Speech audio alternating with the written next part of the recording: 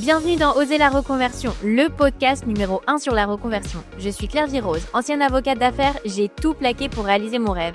Et ça a été la meilleure décision de ma vie. Si toi aussi tu as choisi une carrière par défaut ou pour faire plaisir à ton entourage, tu te demandes ce que tu fais encore dans ton job, découvre ici chaque lundi des invités qui te ressemblent et qui ont osé la reconversion dans tous les domaines. Ils nous racontent leur success story pour à ton tour oser la reconversion. On parle beaucoup de l'écart salarial entre les hommes et les femmes. 15% de différence de salaire entre les hommes et les femmes à travail égal. Ce chiffre, on nous le rabâche lorsqu'on parle d'inégalité homme-femme. Mais un chiffre dont on ne parle jamais et qui m'a encore plus révoltée. Les femmes retraitées en France perçoivent en moyenne 39% de revenus de moins que les hommes retraités. 39%. La raison ? L'accumulation d'inégalités tout au long de la vie des femmes.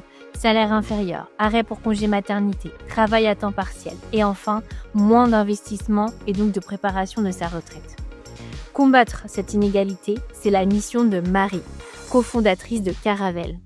Caravelle est la première plateforme innovante et durable dédiée à la retraite en France. Innovante, car Caravelle a été créée par 3 amis trentenaires qui souhaitent révolutionner le marché des pensions de retraite en France, un marché poussiéreux et conservateur. Durable, car Caravelle s'engage à investir l'argent de ses clients dans des entreprises responsables. Avec Caravelle, on a accès en ligne à des conseillers pour préparer sa retraite. C'est simple, sans chichi, efficace et rapide. Mais alors, comment se lancer ? On n'a pas besoin de commencer avec beaucoup d'argent. On peut commencer par des petits versements chaque mois de 50 ou 100 euros sur un plan épargne retraite et ou encore bientôt sur une assurance vie. Surtout, les conseillers Caravelle sont là pour vous aiguiller et vous proposer les investissements les plus adaptés à vos besoins. L'important, c'est surtout de ne pas attendre et de commencer à préparer sa retraite, que vous soyez salarié en reconversion indépendant. Alors rendez-vous dès maintenant sur www.getcaravel.fr/partner/oser avec un R et bénéficie de 3 mois de frais de gestion offerts avec le code OSER avec un R. Je vous mets le lien dans les notes de l'épisode. getcaravel.fr/partner/oser. Aujourd'hui, j'accueille dans Oser la reconversion Océane Sorel. Après avoir été chercheuse en virologie, Océane a quitté son laboratoire pour devenir créatrice de contenu de vulgarisation scientifique. Elle partage à plus de 270 000 abonnés des informations fiables sur la santé au quotidien sous le pseudo The French Virologist. Après un doctorat en immunologie et en virologie, Océane fait de la recherche en laboratoire à Los Angeles, aux États-Unis. C'est pendant le Covid qu'elle lance son compte The French Virologist pour lutter contre les fake news. Aujourd'hui, Océane est vulgarisatrice scientifique à temps plein. Elle partage son activité entre les collaborations avec les instituts comme l'Institut Pasteur, la création de contenu pour ses réseaux et sa newsletter payante au Microbscope. Elle est également l'auteure du livre « Virus, bactéries, microbes, tout savoir pour y échapper ».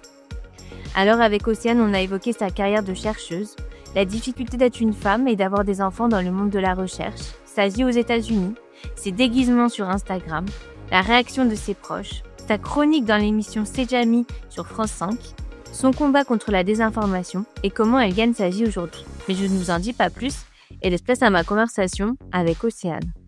Bonjour Océane, bienvenue dans Oser la reconversion. Salut Claire-Vie. Alors, est-ce que tu peux te présenter ? Moi, je m'appelle Océane Sorel, j'ai 38 ans. J'ai 3 enfants, je suis docteur en virologie et en immunologie. J'étais donc ex-chercheuse en virologie. Maintenant, je fais de la vulgarisation scientifique à temps plein. Alors, tu vis aux États-Unis aussi, donc ça va être super intéressant aussi que tu nous racontes un peu ta vie là-bas. Et donc, tu as commencé t'as commencé par des études de médecine déjà. Comment tu as eu envie déjà de te diriger vers des études de médecine ? Des études de médecine vétérinaire. Je suis pas médecin à la base, je suis vétérinaire. Donc, c'est presque pareil. C'est juste pas les mêmes gens qu'on soigne. Non, je suis médecin vétérinaire à la base. Et après, j'ai fait un PhD en virologie et en immunologie. Donc, un PhD, c'est une thèse de doctorat en recherche. C'est pour ça que je dis souvent que j'ai 2 doctorats. Donc, j'ai un doctorat en médecine vétérinaire et après un doctorat de recherche pure et dure. Et maintenant, après, j'ai travaillé sur des virus humains. Donc, c'est pour ça que souvent, il y a la confusion pensant que je suis médecin, mais non, je viens du monde vétérinaire, mais après, comme, malheureusement, on partage beaucoup de microbes avec les animaux, c'est assez facile après de passer dans le monde de la médecine humaine. Tu voulais être vétérinaire à l'origine? Je voulais être vétérinaire, j'hésitais entre médecine et médecine vétérinaire. J'ai fait véto et finalement après je suis passée dans la recherche, mais quand j'étais, ado, c'est vrai que la recherche me tentait beaucoup. C'était un truc qui m'intéressait vraiment avant même que la médecine vétérinaire m'intéresse. Après, c'est vrai j'entendais souvent qu'il y avait pas de débouchés, que c'était quand même assez fermé et je crois que c'est ça qui m'a un peu découragée au début de partir dans des études de biologie et puis au final, j'ai raccroché un peu les wagons avec ça après, puisque j'ai fait ma thèse de recherche. Et qu'est-ce qui te plaisait alors dans le métier de chercheur? C'était, le côté, tu vas trouver la solution à des maladies? Ouais, je crois que c'était un peu le côté, justement recherche pure, un peu enquête. Moi, j'ai toujours adoré, la biologie, comprendre surtout. Je crois que c'est le fait d'essayer de vraiment de disséquer un peu les mécanismes pour comprendre comment fonctionne le vivant. Ça, c'est un truc qui m'a toujours passionnée. J'adorais vraiment la biologie. C'est des trucs, les livres de bio, j'adorais ça, vraiment. Donc, je crois que c'était surtout ça qui me passionnait, l'idée de chercher des choses pour après comprendre comment ça fonctionne. Ça, c'est toujours ce qui m'anime maintenant aujourd'hui encore, hein, d'ailleurs. Et donc tu étais, chercheuse dans un laboratoire, aux États-Unis. Tu faisais de la recherche contre, le cancer. Comment ça s'est passé ton déménagement aux États-Unis? Je faisais pas de la recherche je faisais de la recherche contre des virus qui causent des cancers. Donc c'est pas moi, comme je suis virologue à la base, ouais, j'ai pas de enfin voilà, j'ai travaillé sur des virus, notamment j'ai travaillé sur le virus qui cause, notamment le sarcome de Kaposi, mais aussi sur des virus qui ne causent pas de cancer, mais comme le virus de l'herpès et le virus de la varicelle et du zona. Et alors comment tu as décidé de déménager aux États-Unis? Parce qu'à l'origine, Ouais, j'ai fait ma thèse, que j'ai terminée en janvier 2016 et quand on fait une thèse, en général, on part souvent en ce qu'on appelle en séjour postdoctoral, à l'étranger et très souvent aux États-Unis, bon pas toujours, hein, il y avait aussi l'Angleterre, l'Australie et cetera, ou même d'autres pays européens et moi je voulais partir aux États-Unis puis j'ai trouvé en fait mon postdoc, ce qu'on appelle donc le postdoc, 1 an à l'avance, donc 1 an avant de finir ma thèse et de manière, spontanée, si tu veux. J'avais envoyé des emails au labo qui travaillaient sur des sujets, assez proches, des sujets que moi j'étais spécialisée en herpès virus et j'ai envoyé des mails à plusieurs labos qui travaillaient sur des herpès virus, humains et j'ai eu 2 réponses, une à Harvard et une à Los Angeles. Celui de Los Angeles pouvait me garantir, à peu près 4 ans de financement, donc j'ai préféré choisir la sécurité et je suis partie à Los Angeles. bon, c'était pas mal quand même parce que la vie à Los Angeles, c'est plutôt sympa. C'est clair. Et comment c'était alors? Parce que c'est intéressant qu'on connaît ton parcours parce que, récemment justement, on a eu une ancienne, chercheuse qui a arrêté, pour faire toute autre chose, des passe de couture. Parce qu'elle a, en fait, elle n'a pas supporté l'environnement des laboratoires. Elle trouvait que c'était trop, demanding sur, ta vie perso, qu'on supportait pas la maternité. Enfin, c'était un environnement quand même assez toxique quand elle le décrivait. Est-ce que c'est la même chose aux États-Unis? Est-ce que toi, tu as ressenti ça aussi? Alors moi, quand j'ai fait ma thèse donc en Belgique, j'ai fait ma thèse en Belgique avant de partir aux États-Unis. Je suis française, mais j'ai fait ma thèse en Belgique. Ça se passait très bien. J'ai eu mon premier enfant pendant ma thèse. Mes promoteurs, mes chefs de labo étaient très, très, Ils te soutenaient beaucoup? me soutenaient beaucoup. Et après, je suis partie aux États-Unis et là, effectivement, ça a été un peu un choc culturel. J'ai eu mon 2e enfant pendant mon premier postdoc, parce que j'ai fait 2 postdocs aux États-Unis et ça s'est pas, ça a pas été non, si, ça s'est pas très bien passé quand même. J'étais la première femme enceinte de son labo en 25 ans de carrière, je pense, pour mon prof de labo. Ils savaient pas à quoi ça ressemblait, quoi. Non, il savait pas. Déjà, il savait même pas comment gérer ça. Genre, c'était, je voyais la panique dans ses yeux. Genre, qu'est-ce qu'il faut faire? Qu'est-ce que tu vas partir? Tu vas démissionner. Je pense que dans sa tête, j'allais démissionner. Et non, j'ai dit non, tout va bien. Je peux avoir, avoir une carrière et des enfants. En général, enfin, je vois pas où est le problème. Et c'est vrai que c'est la première fois qu'on m'a un peu confrontée au fait que, ah oui, être une femme dans la recherche, finalement, c'est pas, si simple. Parce que je l'avais pas du tout ressenti dans mon labo en Belgique. C'est vrai qu'on était il y avait beaucoup de femmes même mariées avec des enfants. Et du coup, c'était un peu l'environnement, où, c'était normal, en fait. Et c'est vrai que là, ça m'a paru assez anormal. Surtout qu'après il y avait des discours du genre, «Oui, ben, de toute façon toi maintenant que tu as des enfants, tu peux pas espérer une carrière, dans la recherche académique». C'est des choses qu'on m'a dites, hein. C'est C'est ce vraiment, qu'elle disait l'autre invitée aussi un petit peu, bah en gros ma carrière était foutue. J'avais mis ma vie professionnelle en l'air un peu. C'était ce qu'on m'avait essayé de me dire, ce qui m'a beaucoup choquée, évidemment. Après donc mon prof est parti, enfin le chef du labo, mon PI, ce qu'on appelle les PI, aux États-Unis, est parti, il a eu une promotion, il est parti à Pittsburgh pour devenir, directeur d'un département et il m'a proposé de venir avec lui, donc de déménager tout le monde. Entre temps, j'avais eu mon 2e fils et nous, on a préféré, avec mon mari, rester en Californie, donc j'ai dû retrouver un autre postdoc, pour faire transférer mon visa parce que j'avais un visa, attaché à une université et ce que j'ai trouvé assez facilement finalement et là, je suis tombée dans un labo, tenu par une femme. Au début, ça se passait très, très bien. Bon, elle était très demanding, hein, comme on disait tout à l'heure, très intense et tout ça, mais ça se passait plutôt bien. Elle m'aimait bien et tout ça et je suis tombée, donc je suis tombée enceinte de mon 3e enfant, de ma fille et là, ça s'est pas bien passé du tout. La sortie a été compliquée, ouais, au point où c'est devenu limite du harcèlement donc j'ai heureusement entre-temps, j'avais eu ma carte verte. J'ai cherché du boulot enceinte, je me souviens, j'étais enceinte de 5 mois et j'ai trouvé du boulot dans le privé. Du coup, je suis partie dans le privé. C'est vrai quand, on a un visa attaché à une université comme ça, on peut pas partir dans le privé, dans la recherche privée sans, carte verte. Enfin, c'est compliqué. On peut, mais c'est très compliqué et avec la carte verte, ça me permettait d'être libre un petit peu et donc, bah, en plus, ça devenait vraiment toxique, hein et c'était devenu horrible. L'environnement était vraiment, ah rien que de recevoir des mails, je voyais son nom, j'ai dit: «Oh là là, qu'est-ce qu'elle veut encore? Qu'est-ce que je vais me prendre encore?» parce que c'était devenu, oui, c'était du harcèlement clairement et heureusement, j'ai eu ce job et je suis partie.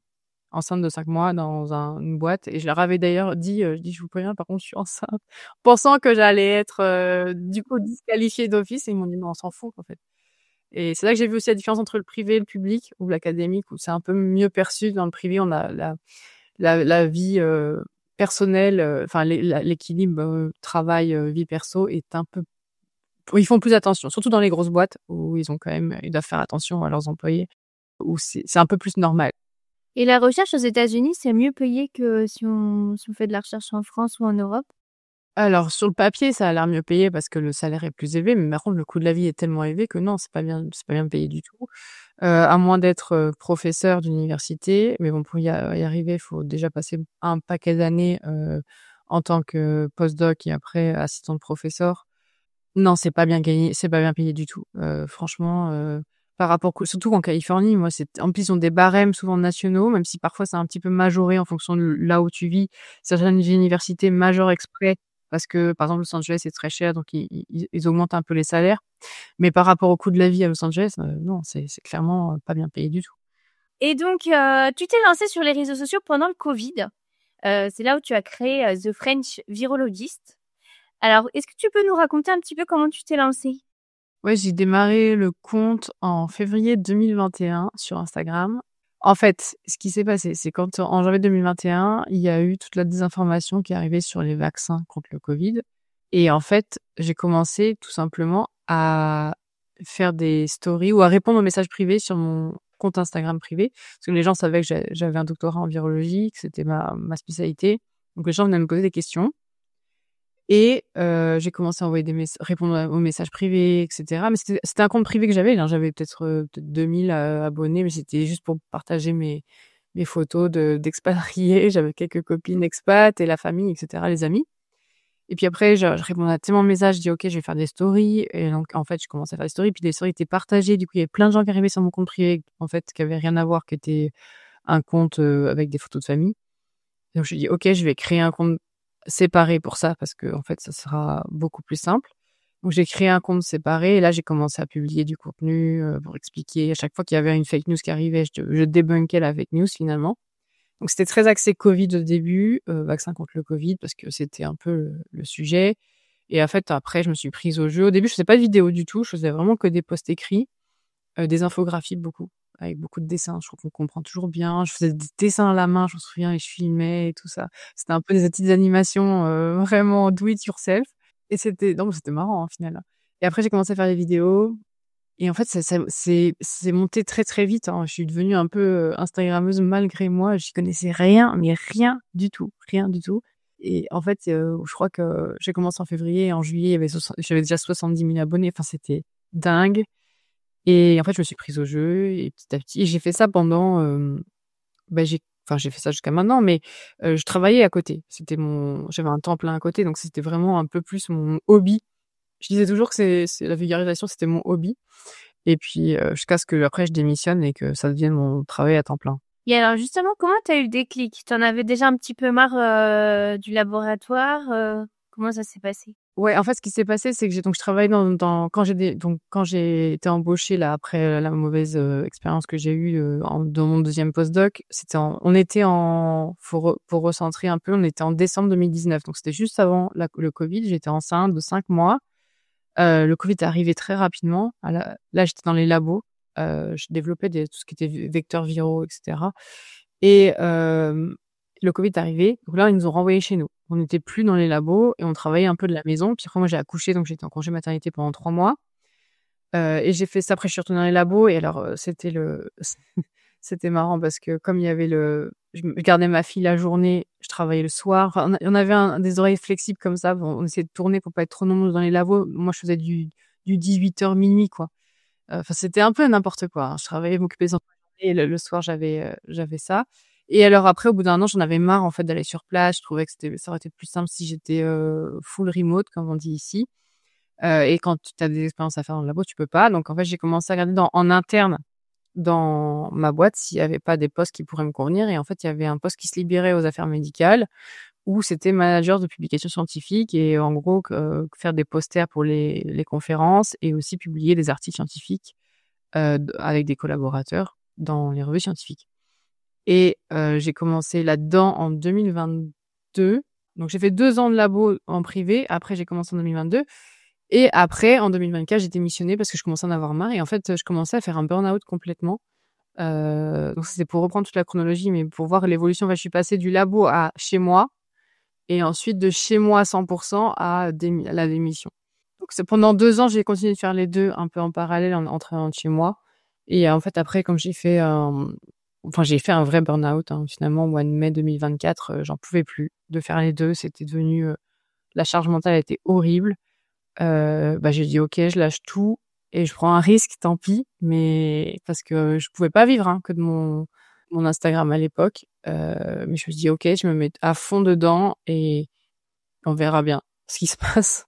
Est-ce que pour toi, ça a été un peu peut-être une porte de sortie parce que, est-ce que tu te voyais, continuer à être chercheuse avec, 3 enfants? Ça a été une porte de sortie dans le sens où je me voyais pas être salariée. En fait, au-delà de mes enfants, tout ça, c'était pas trop ça le problème parce qu'en plus, j'étais dans le privé, donc le privé, tu as un meilleur équilibre, vie pro, vie perso, on fait plus attention à toi.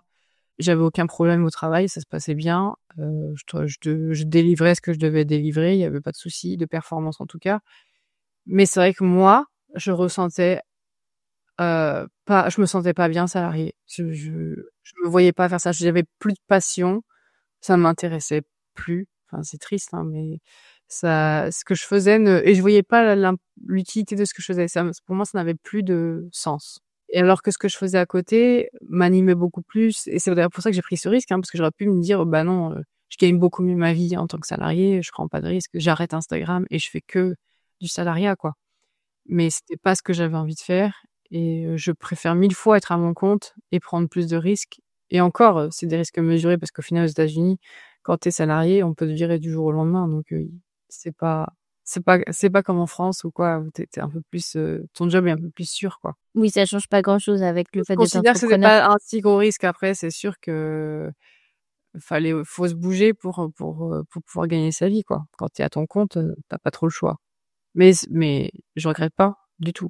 Et alors, comment tu as géré un peu le regard des autres quand tu t'es lancée sur les réseaux? Parce que alors, en plus, maintenant, tu fais beaucoup d'explications avec humour, tu te déguises, comment tu as fait un petit peu? Parce qu'au début, c'est pas évident de se lancer, en plus, face caméra comme ça.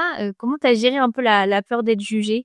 J'ai jamais eu trop peur d'être jugée, je t'avoue, je crois que j'ai un bon niveau d'autodérision, donc j'ai jamais eu trop peur de ça, au contraire même. Le seul truc que j'ai eu peur, c'est comme j'étais salariée, je me suis dit: «Si jamais, Ils peuvent éventuellement trouver ça, surtout qu'en plus ils comprennent, tu vois? J'étais dans une boîte américaine, donc ils comprennent pas forcément le français. Je me suis dit: «OK, s'ils tombent sur des vidéos de moi, qu'est-ce qu'ils vont penser?» Ils vont dire que je suis folle. Et en fait, non, j'avais pas mal de collègues qui me suivaient au final et y compris parce que c'est une boîte, c'était une multinationale, donc il y avait des collègues en France et cetera qui me disaient: «Ah, je travaille dans la même boîte que toi, machin». Donc en fait, ça me faisait plaisir, au final qu'on vienne m'encourager, quoi. Et donc ils m'ont toujours encouragée. Franchement, il y a pas eu de souci avec ça. Donc c'était plus le regard de mon employeur, à la limite, que je pouvais me dire: «Bah, tu vois, on sait jamais, quoi». Donc j'essayais de bien séparer les 2. Je parlais pas de mon employeur, sur Instagram et et inversement, quoi. J'essayais pas de mélanger tout, quoi. Fallait vraiment bien séparer tout. Puis maintenant, comme je suis indépendante, ben, c'est encore plus clair. Les choses sont encore plus claires et non, le regard des autres, franchement, ne m'inquiète pas du tout. C'est pas un truc, qui m'a stressée, non. Et comment a réagi ton entourage? Par exemple ta famille, tes parents, Heu, bah, oui, pas de enfin, rien de spécial. Ils m'ont toujours encouragée, il y a pas eu il y a peut-être eu des inquiétudes quand j'ai démissionné, à la limite, enfin, du côté de mon mari, il y a jamais eu de problème. Il m'a toujours dit, au contraire, quand il voyait que j'étais pas bien dans mon boulot, il me dit: «Mais vas-y, arrête, c'est bon, on va se débrouiller, c'est pas grave si ça prend pas tout de suite, et que tu arrives pas à gagner autant qu'avant au début, on se débrouillera», surtout que lui, il bosse aussi. Mais moi, du côté de ma famille, il y a peut-être un peu d'inquiétude, genre: «Mais qu'est-ce que tu vas faire si tu démissionnes?» il y a un côté statut social aussi quand même parce que, quand tu es comme ça chercheuse aux États-Unis, c'est quand même tu vois, c'est une fierté, donc ça peut être dur de changer un peu de statut, social. Je crois que tu changes pas vraiment de statut social parce qu'au final, on t'enlève pas tes diplômes, on t'enlève pas tout ce que tu as fait avant.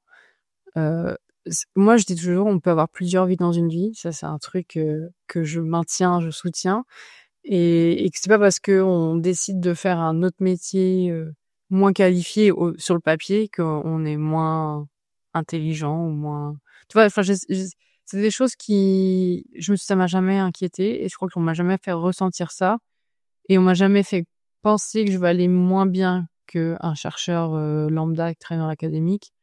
Ou alors je les écoute pas peut-être, je sais pas, mais en tout cas, on m'a jamais fait ressentir que ma carrière valait moins bien que quelqu'un qui a fait de la recherche, parce qu'en fait, on a besoin des 2 en vrai, hein. Et puis, je vois que finalement maintenant, tu sais, je travaille beaucoup avec des institutions, de recherche en France, de l'Institut Pasteur, enfin l'INSERM, enfin c'est des grands instituts quand même, qui financent la recherche. Et finalement, maintenant, ils viennent me chercher pour que je leur donne de la visibilité, pour que je vulgarise les projets qui sont de recherche à eux. Donc, j'ai toujours un peu un pied dans l'académique, mais c'est pas moi qui fais les recherches. Ça me fait plaisir après de prendre la recherche de chercheurs et de travailler un peu main dans la main avec eux pour, de leur donner un peu la lumière qu'ils méritent, parce qu'ils sont souvent planqués dans leur labo au final, hein. Et c'est vrai que le grand public n'entend pas forcément parler d'eux et de leurs exploits au niveau de la recherche. Donc c'est cool d'avoir ce maillon manquant un peu entre le grand public et le labo et comme moi j'ai été dans le labo, je sais très bien, comment eux peuvent se ressentir et puis je comprends très bien quand ils m'expliquent des choses compliquées et comme j'ai aussi la comment dire? L'accès au grand public avec les questions qu'on me pose, je sais ce qu'ils attendent, je sais comment sont perçues les choses et donc c'est beaucoup plus simple pour moi après de véhiculer les messages et du coup, c'est valorisant et pour les chercheurs et pour mon travail et en fait, du coup, je crois que quelque part, il y a une forme aussi de remerciement dans le sens où ils me disent: «Ah, mais c'est cool, merci», donc en fait, finalement, mon travail est pas dévalorisé, tu vois? Je sais pas, je ressens pas là cette, pression sociale que j'aurais dû faire de l'académique et au contraire, je trouve que c'est exactement la place où je devrais être maintenant. Oui, il y a une complémentarité plutôt qu'une opposition finalement. Ouais, puis on a de plus en plus besoin, hein, quand on voit vers quoi on va là, avec la désinformation, les fake news, la crise Covid, ça nous a mis un peu en lumière le manque d'information du grand public et à quel point c'est nécessaire d'avoir des vulgarisateurs qui savent de quoi ils parlent et pas juste des gens qui ont aucune notion scientifique et qui essayent après d'expliquer des choses compliquées et après c'est de déformer, c'est de transformer. Donc c'est essentiel d'avoir des gens qui savent de quoi ils parlent, pour ensuite l'expliquer au grand public. Alors justement, est-ce que tu peux, nous expliquer comment tu organises ton activité aujourd'hui? Tu nous as parlé un petit peu des collaborations rapidement, mais c'est une partie de tout ce que tu fais et puis comment tu gagnes ta vie? Parce que alors aujourd'hui, tu as quand même 270 000 abonnés. Alors, est-ce que tu peux nous raconter, voilà, comment tu t'organises, au quotidien, ton activité? Alors, j'ai moi essentiellement donc l'Instagram, c'est, ma plus grosse, base d'abonnés, hein. J'ai 258 000 abonnés à peu près. Après j'ai d'autres réseaux sociaux, mais c'est un peu plus mineur. Et globalement, je crée du contenu, essentiellement gratuit sur Instagram. Je fais très, très peu de collaborations. Je les trie sur le volet. Je fais pas de placement de produits. Je veux pas spammer les gens. Je veux pas arnaquer les gens. Je veux pas de compléments alimentaires, tout ça. Et pourtant, on vient me chercher sans arrêt pour vendre des compléments alimentaires, et cetera. Je refuse systématiquement. Donc moi, je fais plus des collaborations avec des instituts publics, tu vois, pour donner de la visibilité aux institutions, aux projets de recherche. Donc c'est plus, voilà, c'est juste, j'utilise un peu ma plateforme pour leur donner de la visibilité, mais sans vendre des choses. Et ça correspond à peu près, à 20-30 de mon revenu annuel. Donc c'est vraiment mineur par rapport à mon autre activité qui est maintenant, ma newsletter payante, où en fait, je l'ai créée en février l'année dernière, donc ça fait un peu plus d'1 an maintenant qu'elle est créée et c'est ce qui m'a permis en fait un peu de me libérer de mon emploi à temps plein et de faire ça à temps plein. Et j'écris une newsletter tous les 15 jours où en fait je décortique un sujet, ça va être par exemple là cette semaine, je vais faire le lavage des fruits et des légumes. Quelle est la meilleure méthode? Est-ce que ça c'est fake? Enfin, je décrypte tout, je prends toutes les questions des gens et vraiment je vais dans les détails avec toutes les sources, et cetera. Je fais des images, des figures, enfin et ça m'a un peu aussi, ça m'a permis de renouer avec le format écrit parce que je faisais beaucoup ça au début. Maintenant je fais plus de la vidéo et j'adore écrire en fait. C'est vraiment un truc et ça me manquait. Et du coup, maintenant, je peux refaire des images comme je faisais avant. Donc, en fait, c'est parfaitement complémentaire avec Instagram. Et il y a une partie qui est en accès gratuit, donc tout le monde peut accéder. Et après, il y a une partie, un accès payant. Et c'est ce qui me permet de me rémunérer parce qu'en fait, j'accepte pas de pub dans la newsletter. Donc, je peux pas prendre du sponsoring ou quoi que ce soit parce que j'en veux pas. Parce que je veux justement, comme c'est la santé, je veux pas qu'il y ait un effet biaisé, et cetera. Donc il y a pas de spam, il y a pas de pub et donc du coup, c'est uniquement soutenu par les lecteurs qui s'abonnent, voilà, c'est 7 € par mois, 70 € par an. C'est pas non plus un budget énorme par rapport à la quantité de travail que je mets parce que chaque édition me prend entre, 40-50 heures. Donc c'est vraiment ah oui, c'est énorme. C'est, 4 jours p moi je travaille 4 jours par semaine sur une newsletter et une seule journée seulement pour Instagram. Donc c'est vraiment l'essentiel de mon travail maintenant et j'ai rajouté un volet à ça, c'est une mensuelle maintenant parce que je me rends compte qu'en fait les gens ont aussi besoin d'avoir des outils pour repérer la désinformation par eux-mêmes. Au-delà de la santé, tu vois? Sur tous les sujets et donc là, j'ai créé avec, une amie à moi qui est experte un peu en anti-fake news, en désinformation, un volet, 100 gratuit, une mensuelle en fait, où on donne des petits outils aux gens pour, traquer une photo, vérifier qu'elle est vraie, des vidéos et cetera. Vraiment pour essayer d'armer de plus en plus les gens à repérer la désinformation par eux-mêmes sur internet pour pas se faire avoir en fait, tout simplement. Donc c'est vraiment une mission de santé publique et c'est ce qui me permet aussi moi de vivre, hein, parce que malheureusement il faut quand même, pouvoir vivre mais voilà, c'est le j'essaie de créer un truc, un petit écosystème là où j'apporte ma pierre à l'édifice, toujours en but d'améliorer la santé publique, toujours dans la même mission en fait. Et ce que je trouve super intéressant avec ta newsletter, c'était que justement, tu as un côté, assez lifestyle santé. C'est pas que, tu vois, focus par exemple sur une maladie, tu vas expliquer, bah, voilà, comment laver ses légumes. Donc tu as un côté très, ancré dans le quotidien, je trouve. Exactement. Mais c'est le but en fait, parce que je me rends compte moi le constat que j'ai fait, c'est que quand tu vas sur les sites officiels des instituts et cetera, c'est très théorique, c'est très, il y a beaucoup de mots compliqués, même parfois moi j'arrive pas, tu sais, je dois relire 3 fois pour la phrase pour comprendre ce qu'ils veulent dire et c'est dommage parce que du coup les gens parfois ils lisent la théorie, ils savent pas l'appliquer à la pratique, à leur quotidien et donc j'essaie d'un peu de combler ce manque et de leur dire: «OK, bah, donc ça va être vous avez ce cas-là, alors vous devriez faire ça». Enfin, j'essaie de rien imposer non plus, hein, c'est moi toujours le but c'est d'informer, pour que les gens après ils prennent leurs décisions en connaissance de cause. Et puis surtout voilà, démystifier certains trucs, puisqu'il y a beaucoup de marketing maintenant autour de la santé, tout ce qui est compléments alimentaires, qu'est-ce qui est vrai? Et en fait, il y a beaucoup de gens qui dépensent des fortunes tous les ans dans des produits qui sont au final, très, très bullshit, donc faut faire attention. Voilà, j'essaie d'armer un peu les gens autour de ça et surtout d'aller avec dans le quotidien et d'attaquer avec des angles différents, tu vois? Par exemple, je vais pas faire, la rougeole, je sais pas moi, la rougeole et comment dire? C'est quoi la rougeole? Il faut attaquer avec des angles, plus, comment dire? Appliquer leur quotidien, genre comment on va attraper la rougeole à l'école? Comment enfin, tu vois? C'est des trucs qui leur parlent plus. Là, j'ai fait les verrues, par exemple, les verrues plantaires, c'est des trucs qui parlent à tout le monde. J'ai fait des parallèles avec, les verrues génitales parce que beaucoup de gens confondent. Il faut vraiment essayer de relier les petits maillons ensemble qu'on met pas toujours ensemble sur les sites justement des institutions et c'est ce qui manque pour qu'ensuite les connexions se fassent et que les gens disent: «Ah mais ouais, mais en fait, ça y est, j'ai compris enfin», tu vois? Moi, c'est ça l'effet que je cherche, c'est un peu dire: «Ah», tu vois? D'accord, j'ai compris et là, quand les gens me disent ça, là, j'ai gagné, je suis contente. C'est ce que je veux. Mais c'est pour ça que ça met autant de temps, hein, parce qu'en vrai, je pourrais très bien reprendre des trucs des institutions et commencer juste à faire du copywriting et changer, ce qui est la façon dont c'est expliqué. Mais pourquoi ça me prend entre 40 et 50 heures? Parce que je me fais des nœuds au cerveau pour me dire: «Ah mais attends, leur question c'est ça, donc il faut que je pioche une partie de l'info là et après que je relis ça et que je fasse une figure» et enfin, voilà, tout est dans la façon de l'expliquer, en fait, tout simplement, mais c'est compliqué. Alors, je mettrai le lien de ta newsletter pour les auditeurs qui voudraient aller voir ce que tu écris. Tu as aussi écrit un livre d'ailleurs, Virus, bactéries, microbes, tout savoir pour y échapper. Et est-ce que tu es encore chroniqueuse dans l'émission C'est Jamy sur France 5? C'est encore d'actualité? J'ai fait la saison 3 mais ça a été l'émission a été arrêtée après. Donc ils font juste le prime time là, enfin tu vois l'émission, je crois que c'est sur France 2, mais la quotidienne a été arrêtée donc j'ai arrêté. Mais j'ai fait toute la saison 3, ouais. Et ça t'a plu? Comment ça s'est passé? Ah c'était du boulot ça aussi.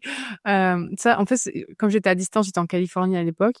Et là maintenant je suis en Floride donc ça la différence la time difference est un peu plus courte.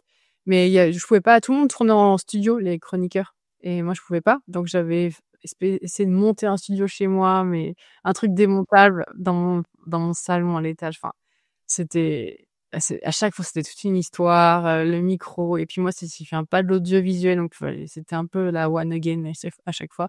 Un coup sur 2 mon micro était pas branché, ils disaient: «Mais Océane, tu pas branché ton micro». Ah oups, je devais recommencer et cetera. Mais non, c'était une bonne expérience mais très chronophage, très, très chronophage. Je sais pas si j'aurais pu le faire, longtemps ou alors il aurait fallu que je m'améliore parce que j'étais vraiment très, très lente. Très stressant, quoi. Un peu stressant, bah oui, en plus c'est pour la télé, donc tu sais quand je fais mes vidéos Instagram, c'est pour moi, donc c'est pas grave si c'est pas parfait, je m'en fous, mais là c'est pour quelqu'un d'autre, donc t'as envie de faire bien, t'as envie de faire les choses bien. Et alors, quel serait ton plus grand rêve professionnel? Ah, ça c'est une bonne question. Mon plus grand rêve professionnel, bah je sais pas, j'ai pas spécialement. Si, je pense que j'aimerais bien atteindre, pour l'instant, et c'est plus un rêve, de balance entre ma vie pro et ma vie perso, c'est que j'arrive pas à avoir de vie trop à côté. Je m'occupe de mes enfants et c'est tout ça, mais j'ai pas trop de vie sociale et je travaille beaucoup, beaucoup, beaucoup, beaucoup trop. Je travaille tout le temps, toute la journée. Souvent, quand les enfants sont couchés, je reprends mon ordi. J'aimerais bien arriver à me dire: «OK, ce soir, je travaille pas» ou à arrêter de penser un peu au boulot, tu vois? En fait, je suis une workaholic, complet, quoi. Et je ne sais pas m'arrêter. Je pense que c'est lié aussi au burn-out et cetera. Je pense qu'il y a des trucs à détricoter dans ma tête, des schémas un peu toxiques comme ça, plus l'académique qui m'a sûrement un peu tapé sur le système à un moment donné parce qu'on bosse tous comme ça, en fait, dans la recherche, hein. Je pense que c'est des schémas assez répétitifs où on s'arrête jamais. Donc en fait, mon rêve, c'est plutôt d'avoir, du temps libre.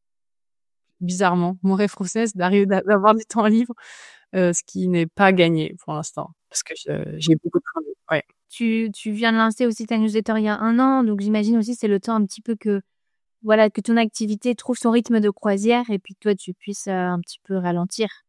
Ouais, c'est sûr, mais après ce qui est toujours un petit peu, stressant dans la newsletter, ça c'est génial comme format, hein, parce que du coup c'est un format récurrent, donc voilà, que c'est top et ça plaît toujours, donc c'est cool. Mais c'est vrai que du coup, tu t'en sors une, après tu dois te remettre tout de suite sur la prochaine. Ça, c'est pas un produit, après tu te dis: «Ah c'est bon, j'ai juste à le vendre et cetera». Non, en fait, tous les 15 jours, c'est comme si je sortais un nouveau produit tous les 15 jours au final. Ou que j'écrivais un nouveau chapitre de livre qui doit sortir ce truc. Parce que tu t'es engagé, tu peux pas dire aux gens: «Bah non, en fait, dans 2 semaines, j'en sors pas, j'ai pas envie», tu vois? Donc tu es obligé un peu de t'engager et moi j'y tiens beaucoup, je peux pas décevoir les gens donc tu es obligé de te remettre au boulot et comme ça prend énormément de temps pour la faire bien, enfin au niveau que j'aimerais bien, de qualité que je veux la faire, bah, en fait, ça s'arrête jamais quoi, finalement.